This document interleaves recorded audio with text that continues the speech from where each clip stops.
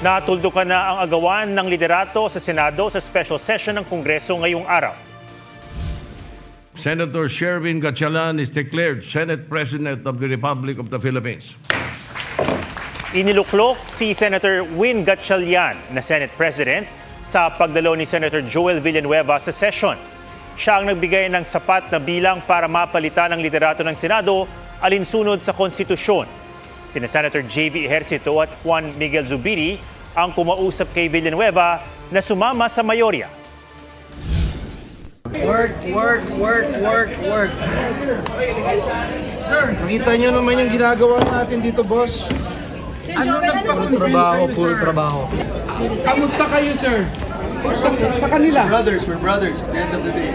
Senator Joel, gusto lang po niya magtrabaho. Wala po mga sinasabing mga chismis na may mga pamimigay or mga concessions. None. To be fair, walang sinasabing may concession, baleta. Walang ganun, no? I think it's more yung concern for the Senate. Bago ang special session, sinabi ni Senator Alan Peter Cayetano sa isang Facebook post na tanggap niyang hindi na siya ang Senate President. Tiniyak niyang makikipagtulungan sa bagong liderato. Pero nag-aalala raw siya sa kamay na nang himasok umano sa pagpili ng bagong leader ng Senado. Sabay pasaring sa Malacanang at sinabing ang independence ng Senado ay hindi para ibigay o bawiin ng ehekutibo. Ang ilang taga-minority tanggap din ang bagong majority. Susuportahan niyo, ma'am, yung bagong leadership po? May 13, di ba?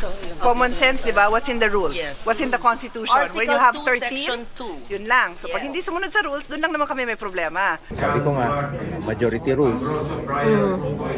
Congratulations sa mga bagong na-elect.